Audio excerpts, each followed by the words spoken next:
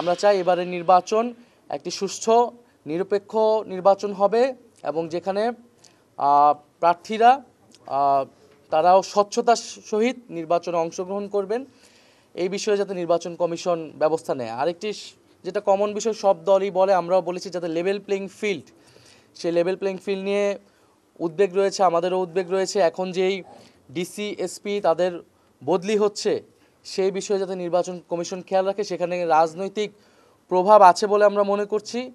এ বিষয়ে নির্বাচন কমিশন যাতে ব্যবস্থা গ্রহণ করে এবং এখানে যাতে নিরপেক্ষ লোকরাই নিযুক্ত হয়, কারণ আমরা যদি রাজনৈতিক প্রভাব এই বদলিগুলোর ক্ষেত্রে, নিয়োগের ক্ষেত্রে থাকে, তাহলে নির্বাচনে কিন্তু এটা প্রভাব বিস্তার করবে।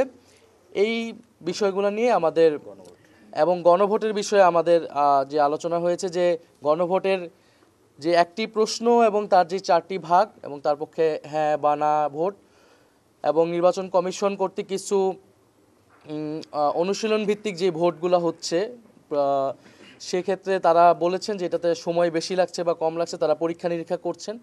আমরা বলেছি যাতে এটা যাতে সঠিকভাবে প্রচার করা হয়, কারণ এটা যদি প্রথম থেকেই প্রচারণা না করা হয় তাহলে জনগণের কাছে কিন্তু এই তথ্যটি পৌঁছাবে না।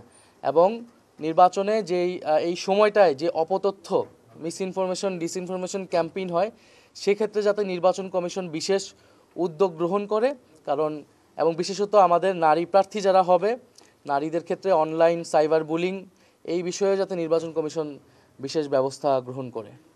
আমরা তো বলেছি যে এই গণভোটের যে অর্ডার তারা সরকারের পক্ষ থেকে করা হয়েছে সেটা আসলে বিভিন্ন দলকে সন্তুষ্ট করার জন্য তারা এইরকম 4টি ভাগে এটা ভাগ করেছেন। এটার আসলে প্রয়োজন ছিল না, এটা আরও সুস্পষ্টভাবে করা উচিত ছিল এবং এখনও যদি সম্ভব হয় আমরা সরকারের কাছে সেই সাজেশন দিয়েছি, কারণ এটা জনগণের মধ্যে বিভ্রান্তি তৈরি করতে পারে।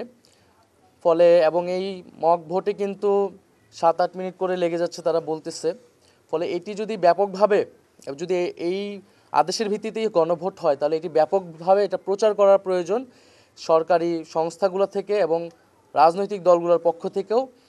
এই প্রশ্নগুলো আগের থেকেই প্রচার করা এবং এটার স্পষ্টতা জনগণের সামনে তুলে ধরা, তাহলে আমরা এই নির্বাচনে জনগণ এটা সচেতনভাবে এই ভোট পক্ষে বা বিপক্ষে দিতে পারবে।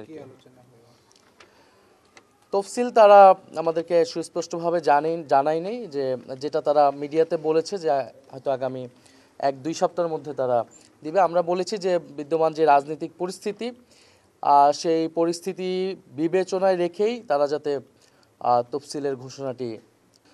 নির্বাচন কমিশন নিয়ে আমাদের সেই উদ্বেগ এখনও আছে এবং নির্বাচন কমিশন আমরা বলেছি যে পুরনো আইনে গঠিত হয়েছে আমরা এটার বিরোধিতা করেছিলাম। আমরা বলেছিলাম যে সংস্কার প্রস্তাবনা অনুযায়ী এটি গঠিত হওয়া উচিত ছিল, কিন্তু আমরা তো নির্বাচনের পথেও এগোতে চাই, যেহেতু বিদ্যমান বাস্তবতা অনুযায়ী সরকার এটি করেছে, আমরা এই জন্য সেটার আর কঠোর হইনি সেই বিষয়ে। কিন্তু নির্বাচন কমিশন তার ক্যাপাসিটি নিয়ে কিন্তু আমরা সবসময় উদ্বেগ জানিয়ে আসছি এবং এই জন্য আমরা বারবার আসছি এবং আমাদের জায়গা থেকে যে সাজেশনগুলো নির্বাচন কমিশনের প্রতি আমরা কিন্তু সেটা সবসময় দিয়ে যাচ্ছি। এবং নির্বাচন কমিশন এবং নির্বাচন কমিশনের প্রতিষ্ঠানে যারা বিগত বছরগুলোতে কাজ করেছে, যে অনেক দুর্নীতিবাজ অফিসার কিন্তু এই নির্বাচন কমিশনে এখনও রয়ে গেছে, আমাদের কাছে বিভিন্ন প্রমাণও আসছে, আমরা সেটা কিন্তু নির্বাচন কমিশনারকে বরাবর দিচ্ছি। ফলে সেই জায়গা যাতে নির্বাচন কমিশন সতর্ক হয় এবং যথাযথ ব্যবস্থা নেয়, সেই আমাদের আহ্বান থাকবে। আমরা কোনোভাবেই চাই না যে নির্বাচনের যেই যাত্রা শুরু হয়েছে এটা কোনোভাবে ব্যাহত হোক। যথাসময়ে এবং যথাযথ পরিবেশে সুষ্ঠু একটা নির্বাচন যাতে হতে পারে সেটা আমাদের প্রত্যাশা থাকবে। সেক্ষেত্রে আমরা সর্বাত্মকভাবে সহযোগিতা করব। তবে যদি নির্বাচন কমিশনের আমরা দেখি যে তারা পক্ষপাতিত্বমূলক আচরণ করতেছে, আমরা বিভিন্ন সময় দেখেছি, এর আগে আমরা বলেছি সুস্পষ্টভাবে, এটা যদি তারা ভবিষ্যতে করে সেক্ষেত্রে নির্বাচন কমিশনের প্রতি আমরা সম্পূর্ণ অনাস্থা দিতে বাধ্য এবং তাদের বিরুদ্ধে কিন্তু আমাদের যখন কঠোর ব্যবস্থা নিতে হবে।